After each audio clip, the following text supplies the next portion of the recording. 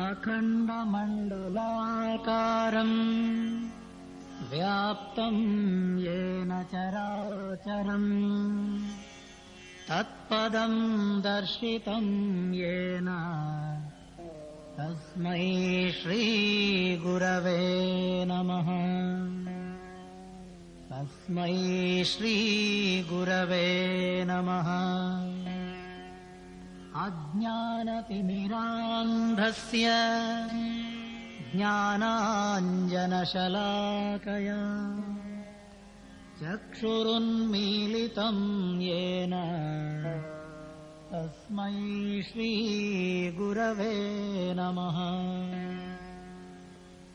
गुरुर्ब्रह्मा गुरुर्विष्णुः गुरुर्देवो महेश्वरः गुरुरेव परब्रह्मा तस्मै श्रीगुरवे नमः। स्थावरं जङ्गमं व्याप्तं यत्किञ्चित् सचराचरम् तत्पदं दर्शितं येन तस्मै श्रीगुरवे नमः। चिन्मयं व्यापि यत्सर्वं त्रैलोक्यं सचराचरम् तत्पदं दर्शितं येन तस्मै श्रीगुरवे नमः। त्वमेव माता च पिता त्वमेव बन्धुश्च सखा त्वमेव विद्या द्रविणो त्वमेव विद्या द्रविणो त्वमेव सर्वं मम देवदेव त्वमेव सर्वं गुरुदेवदेव। शिव शिव सद्गुरु तुझला गूढा काय करू एका ही निर्धारा धरू देतासी का। भगवान नमस्कार नमस्कार। क्या कहे आपको किस प्रकार से समझे। यदि इस जगत के अभिव्यक्त रूप को हम स्वीकार करते हैं कि ये सच है तो उसको त्याग देने का आपने हमको आदेश दिया। अच्छा, ये जगत के विस्तार को त्याग दिया, उसके बाद फिर हम आपको पकड़ने का प्रयत्न कर रहे हैं। तो आप तो सभी प्रमाणों के परे हो, इसीलिए आप भी पकड़ में नहीं आ रहे हो। तो ना दुनिया हमारे हाथ में रही, ना आप हमारे हाथ में आ रहे हो। नाम रूपे बहुवसे उभारूनी पाडिली वो से परी सत्ते चेली आवेशे तोषलासीना।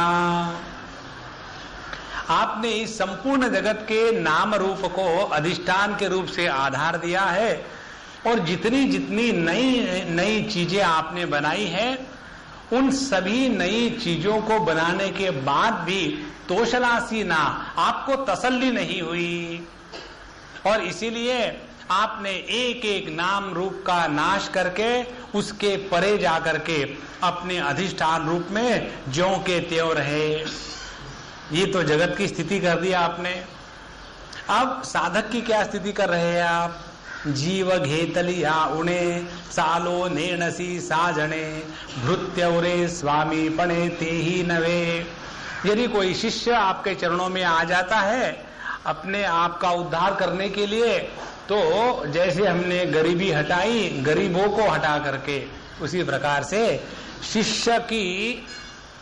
शिष्य वृत्ति को ही समाप्त कर दिया। तो ना रहेगा शिष्य, ना रहेगा उसका उद्धार।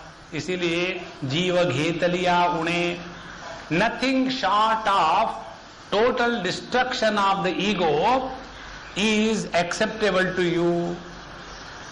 जीव घेतलिया उणे सालो नेणसी साजने, इसके सिवा दूसरी कोई बात आपको समझ में आती ही नहीं। अच्छा, ऐसा है क्या कि आपने शिष्य के जीवत्व भाव को समाप्त कर दिया और स्वयं गुरु होकर के बड़े मस्ती से रह रहे? बोले नहीं, स्वामी पणे ते ही नवे, और आप फिर ऐसे हो जाते हो कि ना तो हमारा शिष्यपन ठिकाने पर है, ना स्वयं गुरु बन जाते हो। इसका कारण ये है, यहां तक हमने पिछले बार देखा था, विशेषाचे नी नावे आत्मत्व ही न साहवे, किम बहुना न भावे कोणी सयया। विशेषता यही है कि सभी विशेषताओं का अभाव जहां है वही गुरु महाराज की विशेषता है। सभी विशेषताओं का अभाव कैसा है कि ब्रह्म की विशेषता ये है कि वो उदासीन है, तो ब्रह्म की उदासीनता का अभाव जिसमें है वह गुरु महाराज अपने शिष्य के उद्धार के लिए परेशान है। एक विशेषता का अभाव ब्रह्म से निकल गया और ब्रह्म के गुरु महाराज बन गए। दूसरी विशेषता ईश्वर की, इस जगत की सृष्टि स्थिति लय के चक्कर में पड़े हैं, लेकिन गुरु महाराज इस जगत के सृष्टि स्थिति लय के चक्कर में नहीं, वो पड़े हैं शिष्य के उद्धार के लिए। तो ईश्वर की विशेषता का त्याग कर दिया और ऐसे स्पेशल ईश्वर बने कि जो ईश्वर में ईश्वरत्व नहीं है। और जीव की विशेषता ये है कि वो हमेशा बंधन में सुख दुख के चक्कर में रहते हैं। तो गुरु महाराज जीव के रूप में अवतार लेते हुए भी जीव की विशेषता से संस्पृष्ट नहीं है। इस प्रकार से विशेषाचे नी नावे आत्मत्व ही न सावे, किसी भी प्रकार से इनका वर्णन करने को जाओ तो कहीं ना कहीं गलती हम खा ही जाते।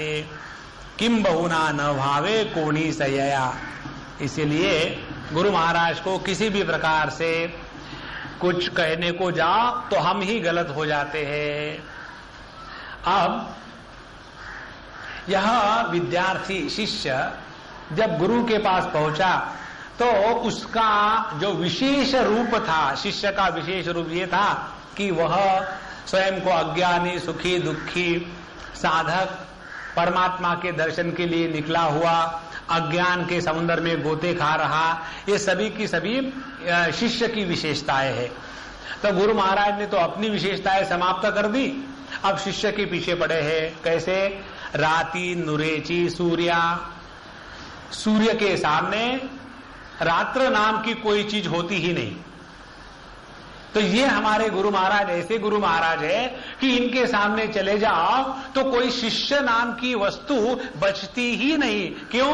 कि जैसे सूर्य के सामने रजनी चली गई तो रजनी का अभाव अपने आप हो जाता है, उसी प्रकार से गुरु महाराज के सामने पहुंचने का ही अवकाश मात्र है कि वहां शिष्य का जीव भाव जहां समाप्त हो गया तो वो शिष्य नहीं रहेगा, तो ये महाराज गुरु कहां से रहेंगे।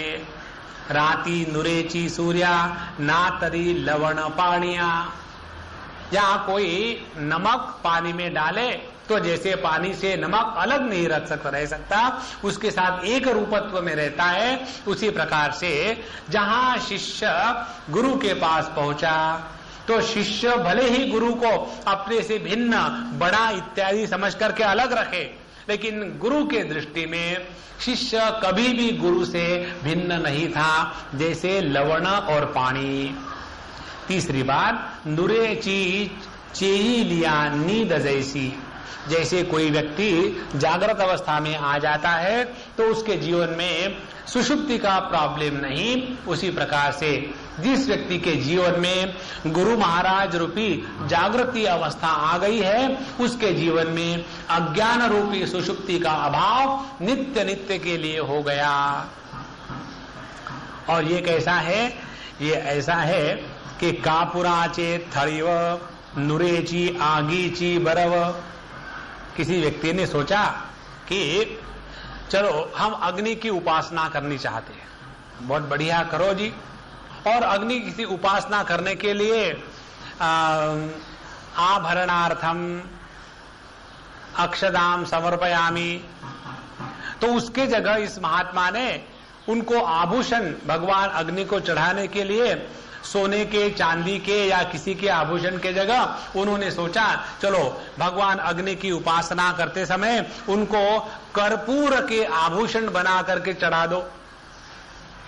देखो, कापुराचे थैव नुरेची आगीची बरव नुरेची रूपनाव तैसे जया। जो कर्पूर और अग्नि, इन दोनों का संबंध होने के बाद दोनों नष्ट हो जाते हैं। दोनों कैसे नष्ट हो जाते हैं? कर्पूर का अग्नि से अलग होना नष्ट हो गया और अग्नि की जो अभिव्यक्ति है वो अभिव्यक्ति समाप्त हो गई, और जिस अभिव्यक्ति के कारण अग्नि और कर्पूर अलग अलग होते थे वह अभिव्यक्त स्वरूप समाप्त हो गया और अपने असली स्वरूप में, जिसमें कहीं और किसी भी प्रकार का द्वैत नहीं है, ऐसे अव्यक्त अद्वैत तत्व में हमारी प्राप्ति हो गई। अब ऐसे जो गुरु महाराज है उनकी वंदना करने की हमने सोची, और जब उनकी वंदना करने के लिए, वंदना कैसी करनी चाहिए? जा करके पाद पूजा करो, फिर उनको नमस्कार चमत्कार करो, साष्टांग प्रणिपात, उनके पैरों को पकड़ो, याचा हाता पाया पड़े तव वंद्यत्व पुढे न मंडे न पड़ेची हा भीड़े भेदाचिया। जहां हमको गुरु महाराज को नमस्कार करना है वहां द्वैत के भेद की आवश्यकता है। नमस्कार करने वाला मैं और जिनको नमस्कार किया जा रहा है वो गुरु महाराज। तो याचा हाथा पाया पड़े, हम जाकर के अपने गुरु महाराज के सामने अपने आप को समर्पित करने के लिए, नमस्कार चमत्कार करने के लिए झुके। तो क्या हुआ? तब वो वंद्यत्व पुढ़े न मंडे, वहां से गुरु महाराज एकदम गायब। अब जरा इसको ध्यान से सुनना, गुरु गायब होते माने क्या? देखो, अभिव्यक्त या व्यक्त गुरु के प्रति हमारा संपूर्ण समर्पण हो गया हो तो वही गुरु महाराज हमारे अंतःकरण में श्रद्धा प्रेम इसके रूप में अभिव्यक्त होने लग जाते हैं। कोई ये कहे कि हम अपने गुरु के प्रति समर्पित है और मन में शंका भरी हुई है, मन में संदेह भरे हुए हैं, मन में अनेक प्रकार की वरीज भरी हुई है, और ऊपर से ये भी कहना कि हम अपने गुरु महाराज के प्रति समर्पित है, ये दो बातें एकदम विरुद्ध है।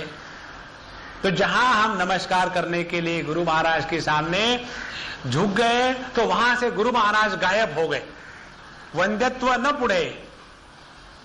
तो फिर गुरु महाराज गायब होके चले कहां गए? तो वही गुरु महाराज साधक के या शिष्य के हृदय में उस श्रद्धा का अवतार लेके आते हैं कि उनके जीवन में उस क्षण के बाद किसी भी चीज को लेकर के संदेह नहीं रहता कि मेरे गुरु महाराज मेरे साथ है कि नहीं। जैसे छोटे बच्चे को जब उसकी मां साथ में होती है तो दुनिया की कोई शक्ति नहीं हिला सकती, उसी प्रकार से जिस साधक के जीवन में ये अनुभूति शुरू हो गई कि हमारे गुरु महाराज 24 घंटे हमारे साथ रहते हैं, तो ऐसा साधक अपने जीवन में कभी भी एक क्षण के लिए भी ना तो उदासीन होगा, ना तो उसके मन में कोई किसी भी प्रकार की चिंता रहेगी। तो जब हम गुरु के सामने नमस्कार करने के लिए जाते हैं तब उनका जो वंद्यत्व है, वंद्यत्व माने जिसको वंदना हम कर रहे हैं, वह व्यक्तित्व समाप्त हो करके वो हमारे हृदय में स्वयं अवतरित हो जाते हैं। कारण क्या है? कारण ये है कि हाँ भिड़े न पड़ेची, हाँ भिड़े न पड़ेची माने हम लोग शराफत में मारे जाते हैं। कैसे शराफत में मारे जाते हैं? कई बार कोई ना कोई, जैसे अभी मैं 2-4 दिन पहले शिरडी गया था, तो उसके पहले बहुत उस दिन कोई प्रोग्राम था आश्रम में, और इतनी भीड़ थी सुबह से शाम तक के, कोई ना कोई आ ही रहा। अब आते समय सभी लोग बड़े प्रेम से कोई ना कोई मिठाई इत्यादि ले आते हैं। अब सबसे ज्यादा परेशानी ये होती है मिठाई लेने से उसको डिस्ट्रीब्यूट करना। एक तो हाथ चिकचिक हो जाते, मुझे बिल्कुल पसंद नहीं आता, वो क्या करूं मैं, तो आकर के मैं वहां रख देता हूं, वहां रख देता हूं, और वो इकट्ठा हो जाता है, फिर मैं भूल जाता हूं। और फिर हम चले गए शिरडी, और जब वहां से आए तो हमारे बिस्तर पर पूरे कमरे में चारों तरफ चींटियों का साम्राज्य था, और हम आए रात को 12-1 बजे। तो हम चींटियों को कहा, भाई तुम वहीं रहो, मैं तुमको डिस्टर्ब नहीं करूंगा, तुम मुझे मत करना। तो जब ये सब तमाशा कोई देख रहा था तो हमको सजेशन दिया कि स्वामी जी आप कहते कि नहीं लोगों को कि ऐसी चीजें मत लाया करो। तो तब हमको ये याद आई, न भिड़े ची पड़े, आउट ऑफ फॉर्मेलिटी नहीं, लोग इतना प्यार से इतना दूर से लाते हैं, उनको कहो कि नहीं जी हम नहीं खाएंगे, किसी और को दे देना। या तो फिर एक दुकान खोल के बैठो, याद रखो कोई आया है और उसको ये खत्म करना है। लेकिन ये गुरु महाराज जहां तक के द्वैत की बात है वो इसमें कोई कॉम्प्रोमाइज नहीं करते। हाँ भिड़े ची न पिड़े पड़े भेदाचिया। तो हम तो गुरु महाराज के सामने द्वैत का अधिष्ठान लेकर के जाते हैं, और अपने आप को जरा ध्यान से सुनना, बहुत सुंदर विचार है, और अपने आप को गुरु महाराज के सामने एक छोटे अकिंचन एक जीव के रूप में प्रस्तुत करना ही अपने आप की बड़ी बात मानते हैं। ये हो गई शिष्य की दृष्टि। लेकिन गुरु महाराज की दृष्टि क्या है? अरे भाई तुम अपने आप को कुछ भी कहो, पापो हम पाप कर्मा हम, लेकिन गुरु महाराज के दृष्टि से ये कोई कॉम्प्रोमाइज नहीं है। उनको स्पष्ट ज्ञान है कि ये जो शिष्य के रूप में आ रहा है ये मेरी ही विभूति है। जैसे सूर्य और सूर्य का प्रकाश, जैसे चंद्र और चंद्र का प्रकाश, जैसे पुष्प और उसका सुगंध, जैसे चीनी और उसकी मिठास, उसी प्रकार से गुरु और उसका शिष्य, ये उन दोनों का रिश्ता है। ये गुरु महाराज को पता भी है और उन्होंने स्वीकार भी किया है। और इसी के कारण जब शिष्य बढ़ता है अपने जीवन में तो गुरु को हमेशा आनंद होता है। क्यों? कि this is my glory after all. तो हाथ पड़े ची ना भिड़े भेदाची। अब ऐसे जो गुरु महाराज है ये इनकी दृष्टि, इनके दृष्टि से किसी भी प्रकार का भेद नहीं। शिष्य भेद लेकर के गुरु महाराज को नमस्कार करने जा रहा है। अब ये दोनों की टसल चल रही है। शिष्य भेद का प्रतिपादन समर्थन करके भेद को मेंटेन करना चाहता है, और वो कहता है कि एक लहर, समुद्र कैसी हो सकती है? लहर तो लहर ही रहेगी, उसने कभी भी समुद्र होने का प्रयत्न नहीं करना चाहिए। और समुद्र कहता है अरे भैया लहर नाम की कोई चीज अलग हो तब तो ये बात ठीक है। अब देखो दोनों की दृष्टि, शिष्य की दृष्टि से द्वैत का महत्व और गुरु के दृष्टि से अद्वैत की सिद्धि। तो इस प्रकार से ये गुरु शिष्य का नमस्कार चमत्कार का प्रसंग चल रहा है। आपना प्रति रवि उदो न करी जेवी। अब यह जो प्रकार है इसका वर्णन करते हैं कि जो हम पृथ्वी पर रहने वाले हैं, हमारे लिए तो सूर्य का उदय होना, सूर्य का अस्त होना, सूर्य का प्रकाश प्राप्त होना, ये सब हमारे लिए ठीक है। लेकिन सूर्य की दृष्टि से देखो तो आपना प्रति रवि उदो न करी जेवी। सन कैनॉट राइज फॉर हिमसेल्फ। सूर्य का उदय होना और अस्त होना ये जो सूर्य से भिन्न है उनके लिए है। सूर्य के लिए ना तो सूर्योदय है ना तो सूर्यास्त है। उसी प्रकार से परमात्मा जो गुरु के रूप में साधक के जीवन में आते हैं उनके लिए गुरु शिष्य का द्वैत कोई मायना नहीं रखता। तो आपना प्रति रवि उदो न करी जेवी, हा वेद्य नभे तेवी।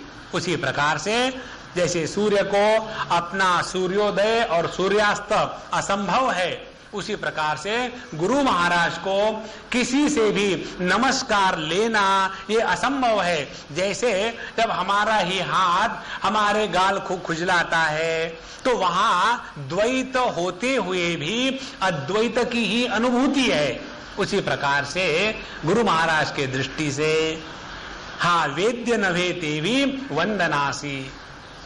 अब देखो, जब हम वंदन करने के लिए गुरु महाराज के पास जाते हैं, बहुत ही सुंदर विचार है, जब हम वंदन करने के लिए गुरु महाराज के पास जाते हैं तो हम क्या करते हैं?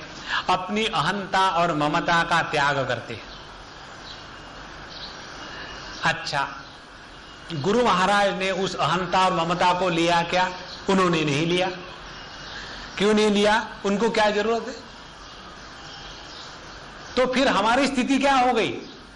हमारी स्थिति वो है कि जिसमें अहंता और ममता नहीं है और किसी को अपना भी नहीं कहा और किसी को पराया भी नहीं कहा। कारण क्या? जब अहंता ही नहीं है, जब मैं ही नहीं है तो मेरा काहे से रहेगा?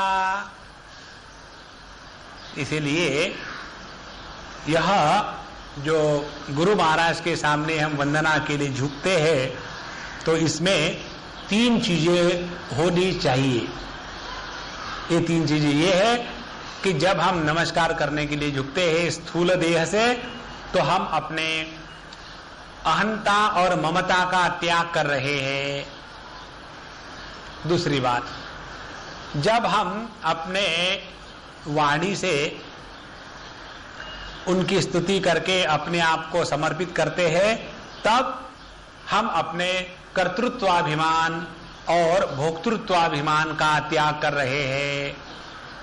तो हा वेद्य नभे तेवी वंदनासी। और जो हमारा तीसरा प्रतिबंध है, परिच्छिन्नता है, लिमिटेशन है, उपाधि है, तीसरी उपाधि है हमारा कारण शरीर। तो स्थूल शरीर के अहंता ममता का त्याग, सूक्ष्म शरीर के कर्तृत्वाभिमान भोक्तृत्वाभिमान का त्याग और कारण शरीर का मैं कनिष्ठ शिष्य हूं और श्रेष्ठ महाराज गुरु महाराज मुझसे श्रेष्ठ है, यह जो श्रेष्ठता कनिष्ठता का द्वैत यह है हमारा कारण शरीर। ये तीनों के तीनों गुरु महाराज के सामने जाकर के जब हम समर्पण कर देंगे तब ना रहेंगे शिष्य ना रहेंगे गुरु। और इस प्रकार से जो वंदन शिष्य के दृष्टि से वंदन है वही गुरु के दृष्टि से स्वाभाविक अभिव्यक्ति है। और इसीलिए एक बार मुझे याद है हम लोग रुद्रप्रयाग में या बद्रीनाथ में कहीं थे, एक हमारी बड़ी प्यारी अम्मा है, उन्होंने आकर के हमको प्रश्न पूछा, स्वामी जी एक प्रश्न का उत्तर दो। वो इसी प्रकार से हमेशा बोलती है। तो हमने कहा पूछो अम्मा क्या प्रश्न है? बोले मुझे कभी कभी आपसे जलन होती है। तो हमने कहा अच्छी बात है, कोई तो जलता है हमसे। तो बोले पूछा नहीं किस चीज की जलन है? तो हमने कहा कि अम्मा आप स्त्री हो, स्त्री की जलन काहे की होगी कि देखो स्वामी जी को दाढ़ी मूछे हमको नहीं, और क्या हो सकती है? बोले नहीं स्वामी जी, जलन इस बात की है आपको इतने लोग आकर के नमस्कार करते हैं और हमको कोई नहीं करता, ये जलन है।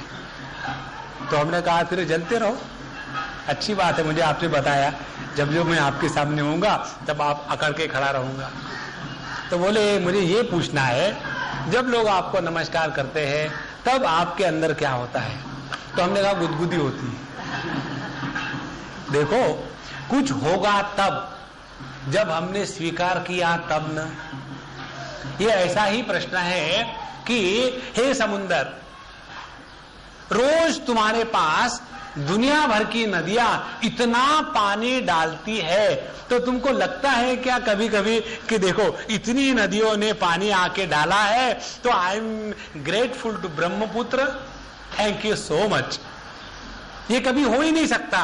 क्यों? कि संपूर्ण में अपूर्ण क्या समर्पण संपूर्ण को बढ़ाने के लिए नहीं होता, और इसीलिए गुरु महाराज जब शिष्य का अहंता, ममता, कर्तृत्वाभिमान, भोक्तृत्वाभिमान और श्रेष्ठ कनिष्ठ इसका समर्पण शिष्य जब गुरु के चरणों पर करता है तो उसका प्रभाव गुरु पर कुछ नहीं पड़ता। माने गुरु में अपने शिष्य को लेकर के ये मेरा शिष्य है और वो मेरा शिष्य नहीं है, ऐसी द्वैत की भावना गुरु के दृष्टि से कभी नहीं होती। हम शिष्य लोग ही झगड़ा करते हैं कि ये मेरे गुरु है। तुम्हारे गुरु अंग्रेजी बोल सकते नहीं है, हमारे गुरु अंग्रेजी बोलते हैं। लेकिन गुरु के दृष्टि से देखो तो उनके लिए ऐसा कोई नहीं होता कि ये मेरा शिष्य है और ये पराया है और इसीलिए अपनी जो कृपा है उसका स्विच ऑफ कर दिया।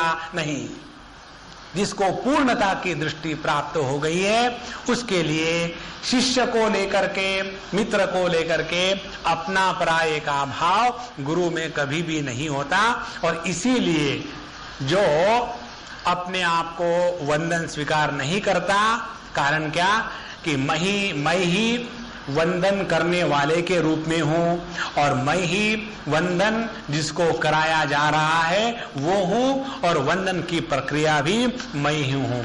ये जिसको समझ में आ गया है वो किसी ने नमस्कार करने के कारण उस पर ज्यादा कृपा नहीं करेगा और किसी ने नमस्कार नहीं किया इसीलिए अच्छा मुझे नमस्कार नहीं किया देख लेंगे। जैसे होता है ना, ऑफिस में चले जाओ और बड़े बाबू को नमस्कार नहीं करो, बड़े बाबू को नमस्कार नहीं किया तो फिर अगले बार चले जाओ, हाँ उनके पास जाओ, आपका काम उनके पास है, हमारे पास क्यों आओगे आप? क्यों कि नमस्कार के भूखे हैं। अच्छा, ये जो गुरु महाराज है इनकी जो इनके प्रति समर्पण करने की जो प्रक्रिया है इसकी बात 45वें श्लोक में और आगे बढ़ाते हैं। का समोरपण आपुले न लाहिजे काही केले तैसे वंद्यत्व घातले हारउनी येणे। जैसे हम अपने चेहरे को नहीं देख सकते, ये बहुत ही सूक्ष्म विचार है, जरा ध्यान से सुनना। जैसे हम अपने चेहरे को कितना भी प्रयत्न करें तो नहीं दे सकते। आईने में हम अपने चेहरे का प्रतिबिंब देखते हैं, चेहरा नहीं देखते। अब उसी को और आगे बढ़ाओ, जैसे हम अपने आंखों से अपनी आंख को नहीं देख सकते, हम अपने मन से अपने मन को नहीं देख सकते। तो जब शास्त्र में कहता है कि अपने मन के द्वारा मन को देखो, माने देखने वाला और देखा गया जब एक हो जाता है तो वहीं अद्वैत की सिद्धि हो गई। उसी प्रकार से जहां बताते हैं कि का समोरपण आपुले न लाहिजे काही केले, कितना भी प्रयत्न करो तो व्यक्ति अपने चेहरे को कभी भी स्वयं होकर के नहीं देख सकता। उसी प्रकार से गुरु महाराज की ये दृष्टि है कि उनके दृष्टि से दूसरा कोई है ही नहीं। द्वैत की अनुभूति का संपूर्ण अभाव होने के कारण उनके लिए मैं वंदनीय और बाकी लोग मुझे वंदना करने वाले, इस प्रकार का द्वैत जिनके जीवन से हमेशा के लिए समाप्त हो गया है, कैसे वंदत्व घातले हारउनी येणे। और इसीलिए साधु संत चाहे कोई 25 बार नमस्कार करके उनको खुश करवाने का प्रयत्न करे, चाहे कोई एक बार भी नमस्कार न करे, उनको समझ में आ जाता है कि क्या असलियत है। तो हम यदि साधु संतों के सामने जावे और अपनी कोई नई टेक्निक निकाल करके, वर्ल्डली टेक्निक, उनको को दिलवा खिलवा करके अपने आप के प्रति पार्शियलिटी करवा लेना चाहे तो ये कभी नहीं होगा। तैसे वंदत्व घातले हारउनी येणे। अब गुरु महाराज का ये जो वंदत्व है, जिसको वंदना करनी चाहिए, ऐसी जो स्थिति है वो कैसी संभव नहीं है, उसका उदाहरण देते। आरशाचा आरिसा नुठी प्रतिबिंबाचा ठसा। जब आकाश रूपी आईने को लेकर के हम अपना चेहरा देखना चाहे तो आकाशाचा आरिसा, नॉर्मली जो आईना होता है वो कांच का होता है, तो कांच के आईने में हम अपने चेहरे को आराम से देख सकते हैं। लेकिन यदि कोई ऐसा आईना हो कि जो आकाश का बना हुआ हो, आकाशाचा आरिसा न उठवी प्रतिबिंबाचा ठसा, तो जिस प्रकार से आकाश के दर्पण में हम अपने चेहरे को नहीं देख सकते, उसी प्रकार से गुरु के दृष्टि से कोई व्यक्ति, कोई शिष्य मेरे से भिन्न है, ये कल्पना उनके लिए असंभव है। हा वंद्य नभे तैसा नमस्कारासी।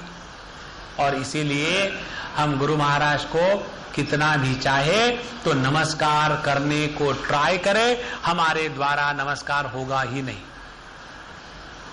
देखो, नमस्कार का अर्थ ये है कि जब मैं गुरु को नमस्कार कर रहा हूं, यह भाव बना रहता है, तब तक के नमस्कार नहीं हुआ।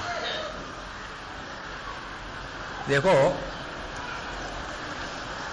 एक बार की बात है, एक अम्मा है हमारी, वो कभी एक दिन भी सत्संग को नहीं आती, कभी नहीं आती। और दिल्ली की बात है। और दूसरी बात, वो कभी भी आध्यात्मिक एक भी शब्द नहीं बोलती। नॉर्मल टॉपिक्स जैसे कैजुअली कोई पोएट्री, म्यूजिक इत्यादि, ना तो घर की कह हैं, ना तो स्पिरिचुअलिटी की बात करती है। लेकिन उसके साथ रहो तो कोई भी व्यक्ति हो, उसका मन इतना प्रसन्न हो जाता है। तो वो हमारे लिए खाना लाती थी कई बार। तो एक बार दूसरे अम्मा ने पूछा कि हम स्वामी जी, आप उसके साथ इतने कैसे घुल मिल जाते हो? वो ना तो कभी सत्संग को आती है, ना तो कोई आध्यात्मिक बात करती है, और वो तो बस कैजुअली जैसे टीनेजर्स की बातें होती है वैसी करते रहती है। तो आपको वो उसके प्रति इतना प्यार, आकर्षण कैसा है? तो हमने कहा कि अम्मा, उसके जीवन का सौंदर्य यही है। उनके जीवन में कहीं भी आर्टिफिशियलिटी नहीं है, जैसी है वैसी। स्पष्ट रूप से कहती हो, स्वामी जी ये आपका जो भगवत गीता वगैरह होता है ना, ये अपने को नहीं बनता, हम है ऐसे, और हमको आप अच्छे लगते हैं और हम आएंगे और हम अपने मर्जी से रहेंगे। ऐसे नहीं कि स्वामी जी आने के बाद नमस्कार करना चाहिए, हमसे नमस्कार नहीं होता, हम नीचे नहीं बैठेंगे, खुल्लम खुल्ला, और मन की इतनी पवित्र है। तो नमस्कार का अर्थ यह है कि जहां व्यक्तित्व का संपूर्ण समर्पण हो जावे कि मैं किसी श्रेष्ठ या कनिष्ठ के साथ बैठ रहा हूं, यह भाव ही नहीं, ये नमस्कार का असली अर्थ है। तो तैसा वंद्य नभे नमस्कारासी, तो जिसके दृष्टि से सब एक है, उसके दृष्टि से कोई श्रेष्ठ कोई कनिष्ठ ये बात नहीं है। देखो, हम ही जाते हैं साधु संतों के पास और अपनी पोजीशन स्वयं निश्चित करते हैं। जो हमारे स्वामी जी के साथ रहे हैं उनको पता है, स्वामी जी के भक्तों में कोई कोई ऐसे थे कि दूर खड़े रहते थे और हमेशा फ्रस्ट्रेटेड। स्वामी जी ने उनको फ्रस्ट्रेट नहीं किया था, they have chosen to be frustrated. कोई कोई ऐसे रहते थे कि केवल स्वामी जी कुटिया के अंदर में है तो ये बाहर खड़े रहेंगे पेड़ के पास 6 घंटे 8 घंटे, ना तो अंदर जाएंगे ना तो घर जाएंगे। तो स्वामी जी ने थोड़ी किसी को कहा था कि पेड़ के नीचे खड़े रहो। That person has chosen himself. कोई कोई ऐसे रहते थे कि हर जगह जाकर के खुचुड़ खुचुड़ करते थे और डांट खाते थे, स्वयं चूज किया है। और कोई ऐसे रहते थे कि उनके जीवन में इतना सहजता का और सरलता का भाव रहता था कि स्वामी जी उनके साथ हंसते खेलते बातें करते मजाक करते जोक करते। तो हम स्वयं गुरु महाराज के साथ अपना रिश्ता बनाने के लिए स्वयं जिम्मेदार है, गुरु महाराज जिम्मेदार नहीं होते। वो तो भगवान कृष्ण जैसे भगवत गीता में कहते हैं, ये यथा माम प्रपद्यन्ते तांस्तथैव भजाम्यहम मम वर्तमानुवर्तन्ते मनुष्या पार्थ सर्वशः। तो गुरु के प्रति दूरता रखना, उनको इतना बड़ा बना के रखना कि वो हमसे दूर स्वयं होकर के चले जावे। नहीं, गुरु कोई डरने की चीज नहीं है।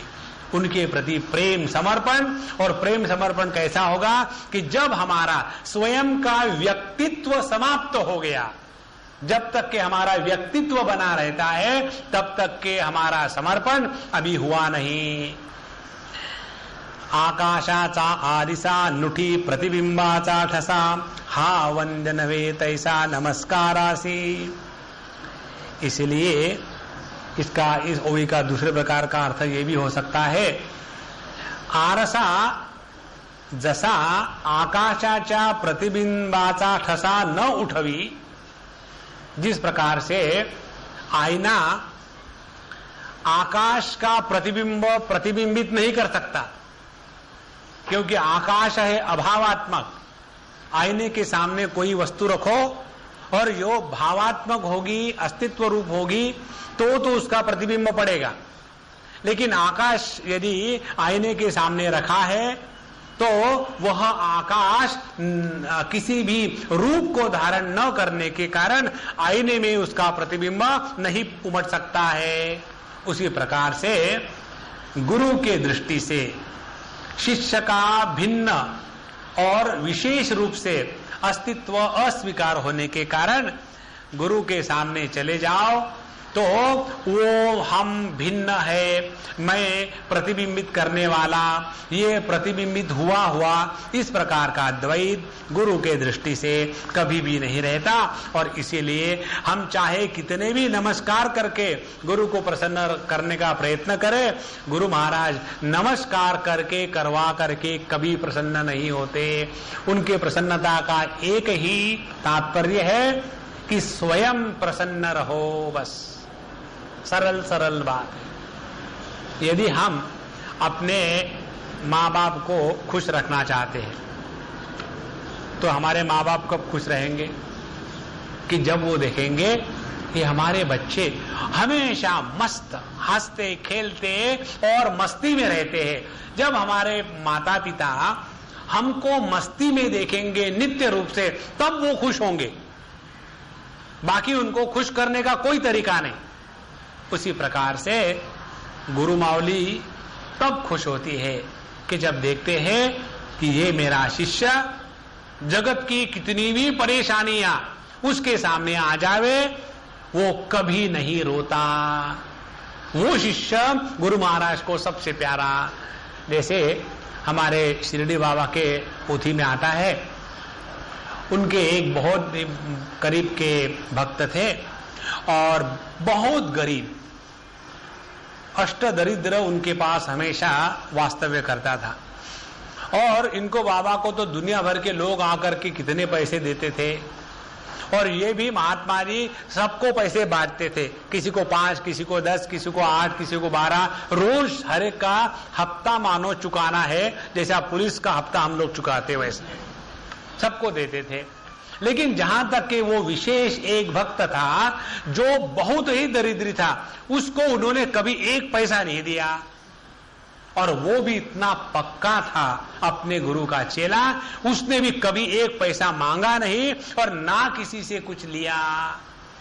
उसकी एक ही बात थी कि यदि वो मेरी परीक्षा लेना चाहते हैं तो मैं भी दिखाऊंगा कि मैं भी कोई एक कच्चे गुरु का चेला नहीं हूं। जो व्यक्ति नित्य रूप से प्रसन्न रहता है,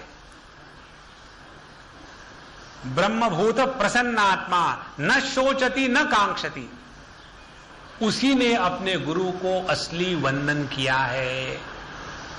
देखो हमारे स्वामी जी का जो बर्थडे इत्यादि सेलिब्रेशन होता है ना, उसमें अभी 8 मई को जो हुआ था, खूब आनंद का प्रसंग रहा। तो जो दुखिया ब्रांड लोग होते हैं ना इस दुनिया में, दुनिया को चलाने के लिए भगवान को दुखिया ब्रांड को भी निर्माण करना पड़ता है। जैसे खाने में मिठाई हो तो चटनी भी चाहिए, नमक भी चाहिए, कड़वाहट भी चाहिए, खटास भी चाहिए, तभी सभी रसों का स्वाद आता, नहीं तो डायबिटीज हो जाता है। इसी प्रकार से जब इतना आनंद का, प्रसन्नता का वातावरण, अब शिष्य के लिए गुरु की जन्मतिथि या उनके महानिर्वाण का दिवस, इन दोनों से बढ़कर के आनंद का कोई क्षण नहीं हो सकता। देखो, ये बात हमको सबको स्पष्ट समझनी है कि गुरु महाराज के महानिर्वाण का दिवस महात्म मनाने का नहीं होता। महात्म उनका मनाते हैं जो महात्मा नहीं होते, जो छोटात्मा, पापात्मा, संसारात्मा होते हैं, उनका महात्म मनाते हैं। ये तो ऐसा ही है ना। देखो, जैसे एक यूजलेस सिटीजन जिसको एक ही वोट है, उसको प्रभु की दया से ऐसा कुछ हो गया कि सभी के सभी वोट उसको मिल गए, और फिर वो अपने माटुंगा से हट करके चाटुंगा के लिए दिल्ली पहुंच गया, है ना। यहां से हटके वो वहां प्रधानमंत्री के, मुख्यमंत्री के पद पर जाकर के बैठ रहा है। तो वो यदि हमारे माटुंगा को छोड़ करके जा रहा है तो हमको क्या मातम मनाना चाहिए? ये तो खुशी की बात है कि अपने में से एक यहां हमारे साथ गिल्ली डंडा खेलता था और वहां जाकर के इंटरनेशनल मॉनिटरी फंड को खेल रहा है। ये तो खुशी की बात है ना। उसी प्रकार से गुरु महाराज जो अभिव्यक्त होकर के हमारे साथ हंसते खेलते थे, वही गुरु महाराज अब उस साम्राज्य के स्थान पर जाकर के संपूर्णता के साथ एक हो गए हैं। यह तो एक बहुत बड़ा उत्सव मनाने का दिन है, रोने का दिन थोड़ी है। ये न समझने के कारण जब पिछले बार सब हमारे युवा केंद्र के लड़के लड़कियां मस्ती में आकर के खूब बढ़िया बढ़िया प्रोग्राम बना रहे थे, तो जो रोना ब्रांड वाले हैं वो आकर के हमको कह रहे थे, स्वामी जी यदि स्वामी जी होते तो उनको ये अच्छा नहीं लगता। तो हमने कहा कि हाँ, मैंने भी यही सोचता हूं, पूरे जीवन में स्वामी जी केवल रोते ही तो रहे हैं, उन्होंने कभी हंसा थोड़ी है कि उनको हम सब लोग हंस रहे हैं, आनंद से उनका जन्मोत्सव मना रहे हैं। और इस आनंद को देख करके स्वामी जी को कितना दुख हो रहा होगा कि देखो मेरे सभी के सभी शिष्य, जीवन भर मैंने उनको यही सिखाया कि बेटा रोते रहो, रोते रहो, और जब मेरा बर्थडे मनाने का सवाल आ रहा है तो हंस रहे हैं। इससे बढ़कर के और क्या अधपतन हो सकता है। तो जब हमने कहा ऐसा उस अम्मा को, तो उन्होंने कहा, Swami ji you are playing with my sentiments. तो हमने कहा, अम्मा जब तक कि तुम सेंटिमेंटल हो ना, तुमको लगता है कि तुम सेंटिमेंटल हो, असल में सेंटी निकाल डालो। देखो, जिस व्यक्ति ने हमारे गुरुदेव के साथ रहने का सौभाग्य प्राप्त किया है और उसके बाद भी यदि वो अपने जीवन में बैंगन के भरते के जैसा चेहरा लेकर के दुनिया में चलता है, तो उसने अपने गुरु का सीधा सीधा अपमान किया है, सीधी बात है। इसीलिए हमको यदि अपने गुरु महाराज को असली प्रकार से वंदना करनी है, तो जैसे तुकाराम महाराज कहते हैं, आनंदाचे डोही आनंदी तरंग। हमारे जीवन का प्रत्येक क्षण आनंद के परिपूर्णता की अभिव्यक्ति होवे। संत महात्माओं के जीवन में महात्म बनाने का सिद्धांत हमारे धर्म में नहीं है। दूसरे धर्म में होगा तो उनको मनाने दो, खूब महात्म मनाओ, रो बिल्कुल छाती पीट पीट करके, कोई बात नहीं। लेकिन जहां तक के हमारे हिंदू धर्म की संस्कृति है, और भी किसके लिए महात्म मना रहे हैं? उनके लिए जिनका नाम था आनंद। देखो ट्रेजेडी। हम सभी के सभी शिष्य महात्म मना रहे, क्यों? कि हमारे गुरु महाराज मर गए। उनका नाम क्या था? उनका नाम था अमुकानंद, आनंद उनका नाम था, और उनके लिए रो रहे हो। परी नभे तरी नभो, हे वेखा से का घेवो, परिवंदित याही ठावो, उरोने दी। अच्छा, विचित्र बात गुरु महाराज की, वो स्वयं तो हमारा नमस्कार स्वीकार करने के लिए उपलब्ध नहीं है, क्योंकि वो द्वैत स्वीकार ही नहीं करते। अच्छा, हम नमस्कार करने के लिए तैयार है, दो बात हो गई ना। एक तो नमस्कार स्वीकार करने वाला और दूसरा जो नमस्कार कर रहा है वो। तो पहले परी नवे तरी नवो, ज्ञानेश्वर महाराज कहते ठीक है, वो नमस्कार स्वीकार करने को तैयार नहीं है तो ना करने दो। अब हे वेखा से का घेवो, अब ये हमारा नमस्कार लेने के लिए तैयार है क्या? तो कहते हैं कि ये गुरु महाराज ऐसे हैं कि इनके सामने शिष्य का शिष्यत्व ही समाप्त हो जाता है। शिष्य का शिष्यत्व समाप्त होने के बाद नमस्कार करने वाला भी कहां बचेगा? देखो, जिन्होंने पहला अध्याय विस्तार से सुना है शिव शक्ति का समावेशन, उसी प्रकार से इस अध्याय में यही बात हो रही है। गुरु महाराज होते हैं शिव और शिष्य होता है उनकी विभूति शक्ति।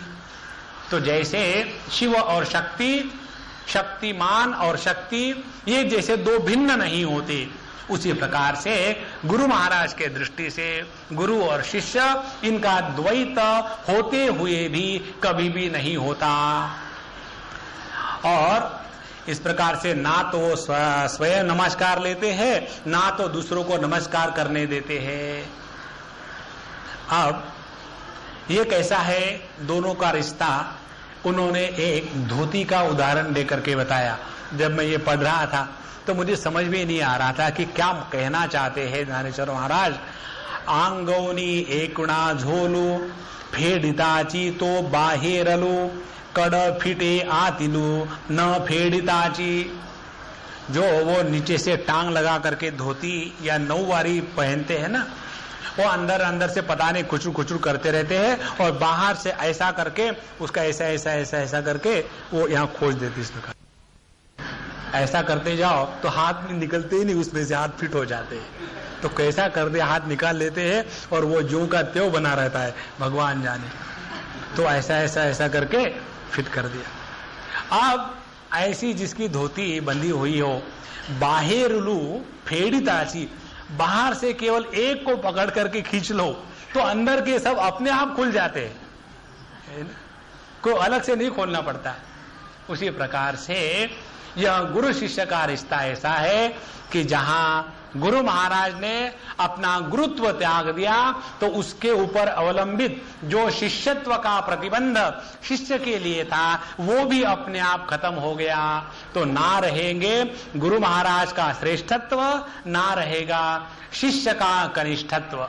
इस प्रकार से कारण शरीर का त्याग शिष्य के जीवन में गुरु महाराज अपने आप से करके देते हैं। ये कैसा है, एक उदाहरण फिर देते। नाना बिंब पनासरी से घेवनी प्रतिबिंबना से नेले वंद्यत्वयेने तैसे वंदिते नसी। यदि कोई आईना हो और उस आईने में हमारा प्रतिबिंब हो और यदि वो आईना ही वहां से हटा दिया जाए, या दूसरा उदाहरण हम लोग ले कि यदि कोई बाल्टी में पानी हो और उस पानी में सूर्य का प्रतिबिंब पड़ रहा हो और यदि वो पानी ही फेंक दिया जाए या आईना हटा लिया जाए तो उसमें जो प्रतिबिंब था वो कहां चला गया? विचार करो इस पर। तो क्या वो प्रतिबिंब को लेकर के आईना चला गया? हम यहां खड़े थे, हमारा सामने प्रतिबिंब, और आईने को ले गए घर में और घर में पूछा किसको ले आए, देखो किसको ले आए। नहीं, प्रतिबिंब कहां चला गया? आईने के साथ नहीं गया। आईना तो प्रतिबिंब को छोड़ के गया, फिर प्रतिबिंब गया कहां? तो प्रतिबिंब वही समर्पित हो जाता है जिसका प्रतिबिंब होता है। तो इस ओवी के द्वारा कहना चाहते हैं कि गुरु है बिंब और शिष्य है उसका प्रतिबिंब। जिस प्रकार से प्रतिबिंब का मूल आधार होता है बिंब, उसी प्रकार से शिष्य का मूल स्वरूप है गुरु महाराज, और जहां यह गुरु महाराज ने द्वैत समाप्ति का साधन शिष्य को बता दिया, तो उस नमस्कार के द्वारा शिष्य और गुरु ये द्वैत हमेशा के लिए समाप्त हो गया। नेले वंदत्व येने तैसे वंदिते नसी। और इसीलिए हमारे शास्त्रों में नमस्कार करने के बाद यदि हमारे मन में प्रसन्नता आती है तब हमारा नमस्कार ठीक रहा। यदि हम नमस्कार करने के लिए घंटे भर झुके हुए, मुझे तो आज तक समझ में नहीं आया, कई लोग नमस्कार करने के लिए बैठते हैं, घंटे भर पैर को छोड़ते ही नहीं। तो कई बार ऐसा लगता है कि खैर पैर तुम रख लो, मुझे जाने दो, अब मुझे कहीं जाना है। तो नमस्कार करने का तात्पर्य, यदि हमारा मैं नमस्कार कर रहा हूं, यह भाव संपूर्ण समाप्त हो जाए, और इस भाव की समाप्ति होना ही असली अपने प्रतिबिंब का बिंब के साथ एकत्रीकरण है। अच्छा, ये द्वैत का अभाव क्यों हम इतना इसको इंसिस्ट कर रहे हैं? गुरु शिष्य के नमस्कार में बताते हैं, नाही रूपाची जेथसोए तेथ दृष्टिचे काही चिन्होहे आम्हा फले हे पाए, ऐसी आदशा। देखो कितनी सुंदर बात कह रहे। जहां रूप रंग का संपूर्ण अभाव है, वहां आंखों को लेकर के क्या करोगे, है ना? यदि चारों तरफ अंधेरा हो और ऐसे अंधेरे में कोई व्यक्ति खड़ा हो और कहे कि क्या बताऊं आपको, मुझे भगवान ने इतनी सुंदर आंखें दी है, तो क्या उस आंखों से अंधेरे को हम चाटेंगे? उस आंखों का महत्व है यदि रूप रंग का भोग उन आंखों को मिल रहा हो। उसी प्रकार से हमारे शिष्य होने का महत्व तब है कि जब गुरु हमसे भिन्न हो, तब न। तो जहां गुरु शिष्य का द्वैत समाप्त हो गया, वहां हम ऐसी स्थिति पे जाके पहुंच जाते हैं, यही बात कहते हैं, आम्हा फले हे पाए ऐसी आदशा। गुरु महाराज के चरण कमलों की वंदना से हम ऐसी स्थिति में पहुंच चुके हैं कि जहां द्वैत का दुर्गंध एक क्षण के लिए भी नहीं आता। देखो, ये बड़ी विचित्र बात है। भगवत गीता में भी भगवान कहते हैं, विद्या विनय संपन्ने ब्राह्मणे गविहस्तिनि शुनि चैव स्वपाके च पंडिताः समदर्शिना। तो दृष्टि में या ज्ञान में एकत्व का ज्ञान होना और व्यवहार में भले ही दिखाने के लिए द्वैत का व्यवहार चल रहा हो, लेकिन अंतःकरण में एकत्व की अनुभूति और निष्ठा जब प्राप्त हो जाती है, तब उस चीज को हमने समझा। ज्ञानेश्वर महाराज क्या कह रहे, कहते हैं, देखो आप पूरी ज्ञानेश्वरी में उन्होंने कितना अपने गुरु की वंदन स्तुति इत्यादि करी है। तो उसके इस द्वारा ऐसे लगता है कि ये हमेशा अपने गुरु को ऊपर बैठाते रखते थे और स्वयं अपने आप को छोटे कहते थे। लेकिन ये दो बातें हमको स्पष्ट समझनी है कि ज्ञान के दृष्टि से, तत्व की दृष्टि से, जैसे भगवान कहते भगवत गीता में, जन्म कर्म च मे दिव्यम एवं यो वेत्ति तत्वतः। यही प्रकार का विचार फिर 11वें अध्याय में कहते हैं, एताम विभूतिम योगम च एवं यो वेत्ति तत्वतः। जो मेरा योग का स्वरूप, जिसमें द्वैत का अभाव, और जो मेरा विभूति युक्त स्वरूप, जिसमें द्वैत का प्रभाव, इन दोनों को तत्व की दृष्टि से जान लेता है, वही अविकल्प योग को प्राप्त हो जाता है। माने उसके जीवन में कभी भी किसी भी चीज को लेकर के कंपन, माने संशयात्मक वृत्ति निर्माण नहीं होती। ऐसे शिष्य अपने गुरु के साथ रहते हुए, सभी मर्यादा का पालन करते हुए, द्वैत का ना तो कभी प्रतिपादन करते हैं, ना तो कभी द्वैत की अनुभूति करते हैं। तो ना ही रूपाची जेथ सोए तेथ दृष्टि चे काही चिनो है आम्हा फले हे पाए ऐसी आदशा। अब देखो, जिस शिष्य को ये दशा, ये स्थिति प्राप्त हो गई है, कौन सी स्थिति प्राप्त हो गई है कि आंखें खोलो, संपूर्ण विश्व हमारे गुरु की ही विभूति है, और आंखें बंद करो तो अंदर में भी केवल उन्हीं का ही गौरव है। इस प्रकार से जिसको स्थिति प्राप्त हो गई, फिर चाहे वो अभिव्यक्ति के रूप में दर्शन हो रहा हो या अव्यक्त के रूप में अनुभूति हो रही हो, अभिव्यक्त के रूप में गुरु का दर्शन और अव्यक्त के रूप में गुरु की अनुभूति, इन दोनों का समन्वय जब हमारे जीवन में आने लग जाता है, तब व्यक्ति के जीवन से व्यक्तित्व समाप्त होकर के गुरु तत्व की अभिव्यक्ति होने लग जाती। श्री कृष्ण। अब इस चीज को आगे जाकर के उदाहरण से बताते हैं। कैसे? गुणा तेला चिया सोयरिका निर्वाहे दीपकैका ते का होई लपुड़िका कापुराची। जहां तक के दिया हो और उसमें बात रखी हो और उसमें तेल या घी रखा हुआ हो, तो वो जब दीपक जल जाएगा तो हो सकता है कि उसमें थोड़ी बाती बच गई हो, या हो सकता है थोड़ा तेल बच गया हो, कुछ ना कुछ बचने की संभावना है। लेकिन जब कर्पूर हम भगवान के सामने जलाते हैं, तो कभी हमने देखा है क्या कि कर्पूर को जलाते रखा और आधा तो कर्पूर जल गया है और आधा बचा है? कभी नहीं हो सकता।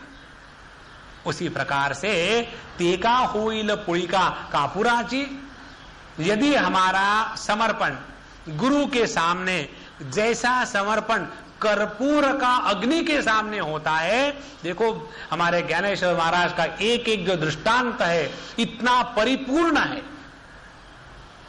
श्री कृष्ण। ते का होइल पुड़िका कापुराची, यदि हमने अपने जीवन के इस ज्योति में से स्नेह और ममता रूपी तेल को हटा दिया और अहंकार रूपी इस बाती का त्याग कर दिया और फिर जल उठे, जैसे कर्पूर को अग्नि के साथ एकत्र होने में निष्पत्ति होती है, उस प्रकार से यदि हम जल पड़े तो हमारा व्यक्तित्व संपूर्ण जैसा कर्पूर अग्नि में समर्पित हो जाता है, उसी प्रकार से हमारा व्यक्तित्व गुरु महाराज में संपूर्ण समर्पित हो जाएगा।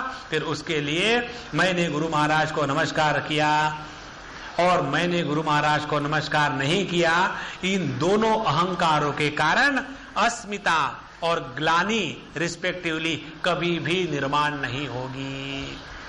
उनके जीवन में एक सहजता का भाव आ जाता है। देखो बड़े बड़े साधु संतों के जीवन में ऐसे कोई दो चार भक्त रहते हैं और वो इस प्रकार से होते हैं कि वो अपने गुरु महाराज के साथ एकदम सिंगुलरली बात करते हैं। कभी भी वो गुरु महाराज को आइए बैठिए कभी नहीं कहते। उनका जो व्यवहार है उस व्यवहार में इतनी सरलता और प्रेम है कि उनमें द्वैत और द्वंद्व इनका संपूर्ण भस्मीकरण गुरु महाराज के चरणों में समर्पित होकर के हो गया है। तो जैसा यह कर्पूर और अग्नि की स्थिति है, कैसी? तया दोहो परस्परे हो यना जव मेळे रे तव दोहाचे ही सरे सरसेची।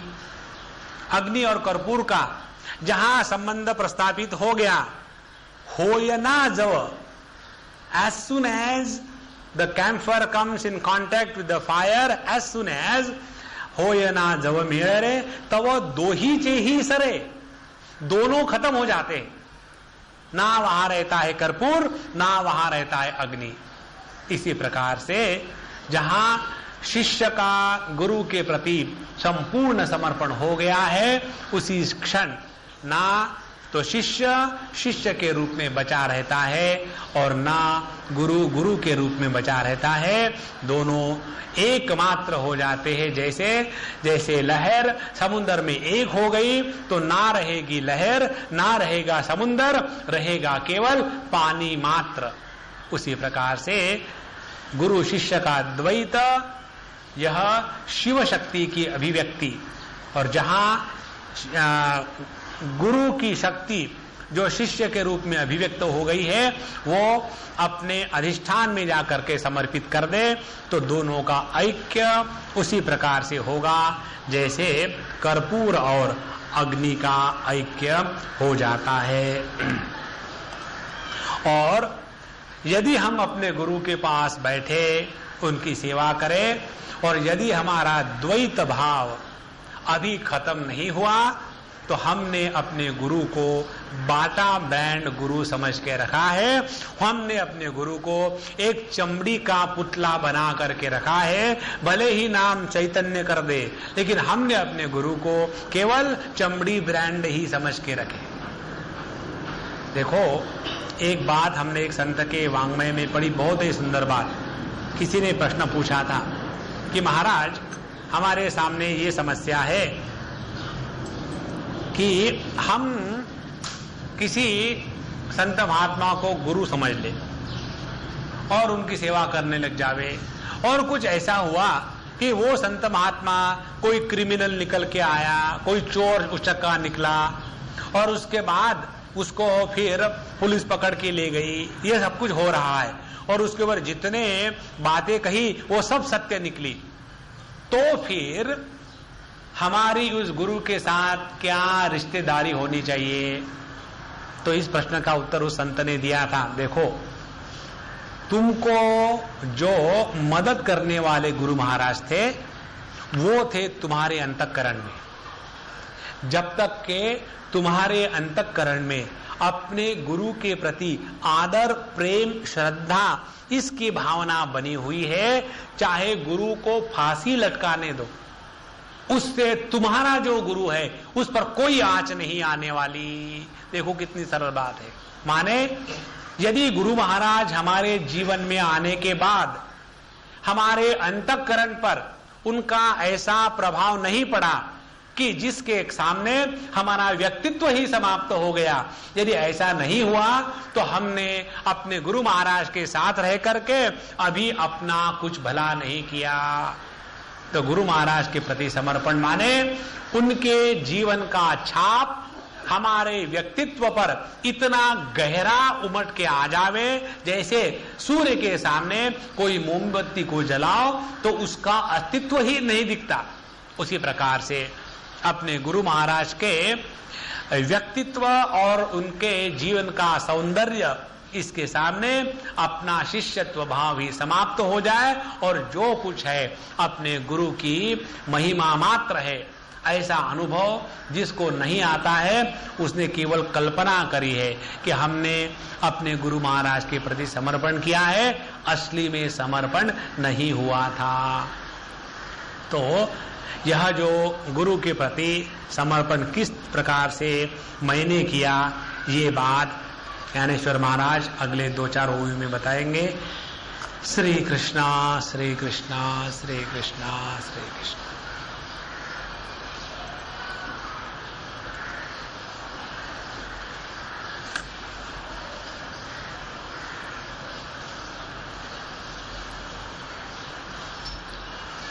परमात्मा से जब सूंघने की इच्छा अभिव्यक्त होना चाहती है तब घ्राणेन्द्रिय और गंध की निर्मिति होती है। परमात्मा की जब देखने की इच्छा अभिव्यक्त हो जाती है तब आंखें और रूप रंग निर्माण हो जाते हैं। तो यह संपूर्ण सृष्टि जिसमें दृष्टा, दृश्य, दर्शन इत्यादि त्रिपुटियां है, ये सभी का सभी उस एक अनंत कोटि ब्रह्मांड नायक परमात्मा के इच्छा की अभिव्यक्ति मात्र है। तो हम क्या करें? हम केवल उसके इच्छा के विरोधी ना बने।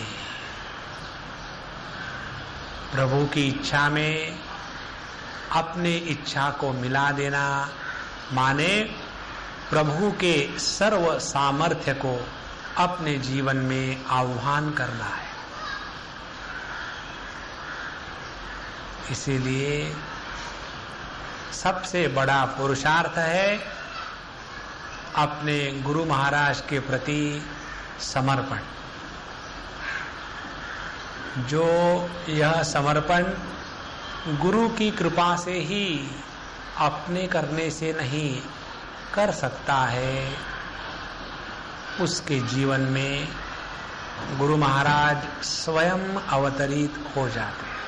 ओम पूर्णमदः पूर्णमिदं पूर्णात् पूर्णमुदच्यते पूर्णस्य पूर्णमादाय पूर्णमेवावशिष्यते। ओम शांति शांति।